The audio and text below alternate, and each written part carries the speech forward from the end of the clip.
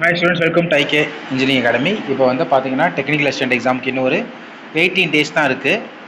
So nearly ஒரு 90 days இருந்தாலும் ஒரு 1 டே கழிச்சிக்கலாம். ஸோ 18 டேஸ் இருக்குது. 18 டேஸில் படித்து பாஸ் ஆக முடியுமா முடியாதா, அதுக்கு என்ன பண்ணலாம், அதுக்கு என்ன ஷார்ட்கட் அப்படிங்கிற அந்த வீடியோ போட்டிருக்கோம். ஸோ இப்போ பார்த்தீங்க அப்படின்னா நம்ம டெக்னிக்கல் அசிஸ்டன்ட் எக்ஸாம்ஸோட கிட்டத்தட்ட கடைசி 20 நாளுக்கு வந்துட்டோம். ஒரு 18 டேஸே சொல்லலாம். இதில் பார்த்தீங்க அப்படின்னா ஜிஎஸ் எக்ஸாம் வேறு நம்ம நடுவில் வருது. இன்னும் ஒரு 10-12 நாளில் ஜிஎஸ் எக்ஸாம் ஃபஸ்ட்டு வருது. இப்போ ஏஇ கூட பார்த்தீங்கன்னா செகண்ட் வந்தது, முடிச்சு ஒரு 10 நாள் கழிச்சு. இது உடனே குறுக்க வருது, முன்னாடியே வருது. ஸோ அதனால இப்போ என்னென்னா நம்ம ஜிஎஸ் சைடும் பார்க்கணும், டெக்னிக்கல் சைடும் பார்க்க வேண்டியது இருக்குது.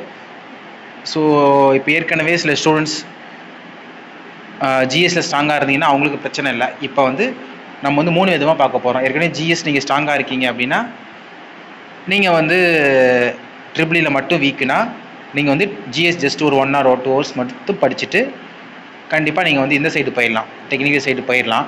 இல்லை சார் நான் வந்து ஜிஎஸும் புதுசு இதுவும் புதுசுனா நீங்கள் கண்டிப்பாக தமிழ் எலிஜிபிலிட்டி கண்டிப்பாக படிக்கணும். தமிழ் எலிஜிபிலிட்டி பேப்பர் திருத்தலைன்னா நம்மளுடைய மார்க்ஸ், சேஃப் மார்க்ஸ், அந்த 40 கொஷின்ஸ் கரெக்ட் இல்லைனா கண்டிப்பாக பேப்பர் திருத்த மாட்டாங்க. ஸோ திருத்த முடியாமல் நம்ம எவ்வளோ எஃபெக்ட் போட்டது வேஸ்ட் ஆயிரும். அதனால் நீங்கள் அதையும் படித்தாகணும். ப்ளஸ் நீங்கள் ஜிஎஸ்ஸையும் பார்த்தாகணும். ஏன்னா ஜிஎஸ்லேயே நம்ம அட்லீஸ்ட் இது வந்து 1:2 ரேஷியோவில் இருக்குது.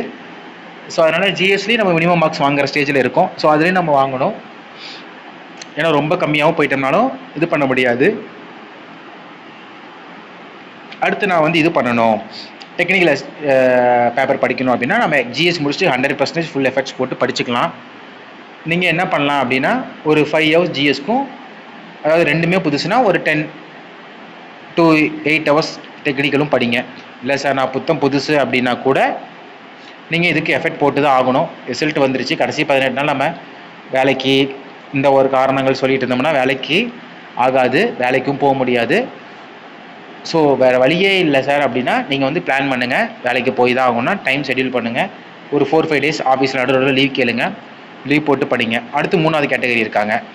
சார் நான் வந்து ஜிஎஸ்சில் ரொம்ப ஸ்ட்ராங்கு அப்படின்றது ஃபஸ்ட்டு கேட்டகரி சொன்னோம். 2வது கேட்டகரி ரெண்டுமே புதுசு. 3வது கேட்டகரி ரொம்ப ஸ்ட்ராங்கு ட்ரிபிளியில், அதாவது இப்போ லேட்டஸ்ட்டாக இன்ஜினியரிங் முடித்தவங்க, சென்னை பேஸ்டு ஸ்டூடெண்ட்ஸு, இப்போ காலேஜில் வந்து இதில் வந்தவங்க. ஸோ நான் வந்து கோல்டு மெடலிஸ்ட் சப்ஜெக்டில் இந்த மாதிரிலாம் இருக்கவங்களாம் இருக்கீங்க. பட் அவங்களுக்குலாம் பெரிய அப்பா என்ன வைக்கணும், தமிழ் எலிஜிபிலிட்டி வைக்கும். ஏன்னா அவங்களாம் தமிழில் தொட்டே பார்த்துருக்க மாட்டாங்க காலேஜ் முடிக்கிற வரைக்கும். ஸோ தமிழில் என்னென்னே தெரியாது.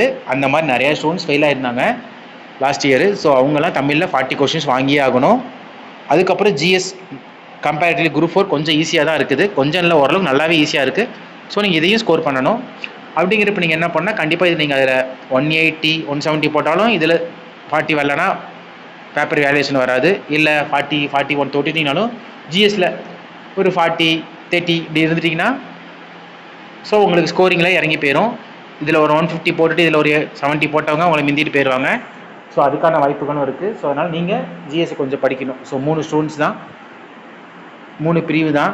ஸோ இதில் வந்து நான் ஜிஎஸ்சில் ஸ்ட்ராங்கு, இன்னொரு பக்கம் நான் ட்ரிபிளியில் ஸ்ட்ராங்குனாலும் நீங்கள் இந்த பேப்பரை மேனேஜ் பண்ணி படிக்கலாம்.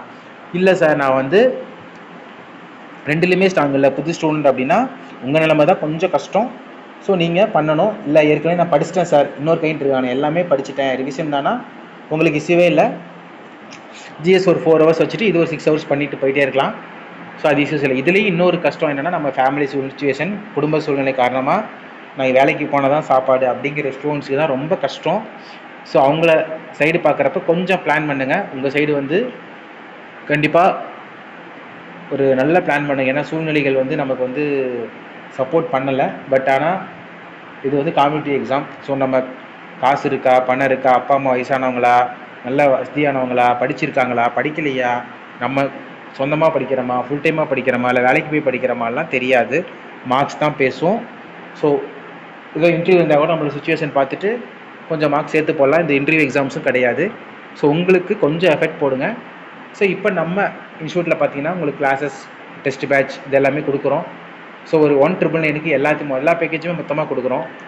ஸோ அதனால் இந்த பேக்கேஜ் வேணுங்கிறவங்க 1,999 எடுத்துக்கிட்டிங்கன்னா அதாவது நியர்லி 2,000 பார்த்தீங்கன்னா உங்களுக்கு ட்ரிபிளி கிளாஸ், ட்ரிபிளி test, GS class, GS test plus ட்ரிபிளி மெட்டீரியல் ப்ளஸ் வந்து ஜிஎஸ் மெட்டீரியல் கூட கொடுக்கலான்னு பார்க்குறோம். GS material, Tamil PDF material எல்லாமே கொடுக்குறோம். ஸோ டெஸ்ட் பேட்ச் மட்டும் எனக்கு அவ்வளோ பே பண்ண முடியாதுன்னா 699க்கு நீங்கள் வந்து புதுசாக ஆஃபர்ஸ் கொண்டு வரலான்னு பார்க்குறோம். ஸோ அதை பற்றி வீடியோ அனௌன்ஸ்மெண்ட் தனியாக போடுறோம். ஸோ நம்பிக்கை இழக்காதீங்க, உங்களால் பண்ண முடியும். ஸோ இல்லை சார் நான் வந்து ஹெச்யூஎஸில் வேலைக்கு போகிறேன், அந்த நிறைய ஸ்டூடெண்ட்ஸ் சொல்லிட்டீங்க, எங்களுக்கு கஷ்டமாக தான் இருக்குது. நல்லா படிங்க, கண்டிப்பாக சக்ஸஸ் கிடைக்கும். தெய்வத்தாகாதெனினும் முயற்சிதன் மெய்விருத்து கூலி தரும் அப்படின்ற ஒரு பழமொழிக்கு ஏற்ப கண்டிப்பாக சக்ஸஸ் கிடைக்கும். இதனால் பக்கத்தில் போயிடலாம். ஸோ வேகன்சிஸ் இனிமேல் ரெகுலராக தான் வரப்போகுது. ஸோ நம்ம அடிச்சு தூக்கிட்டு போயிட்டே இருப்போம். ஸோ அதனால் இதை பற்றி பயப்பட வேண்டாம். யூ புட் யுவர் என்ன பண்ண முடியுமோ பாஸ் ஆகிற வரைக்கும் வெற்றி பெறுன்ற முயற்சியிலேயே பண்ணுங்கள். ஸோ வேறு எந்த சிந்தனையும் வேணாம். ஸோ படிங்க. எதாவது டவுட்ஸ் இருந்தால் கமெண்ட் பண்ணுங்கள். Thank you friends.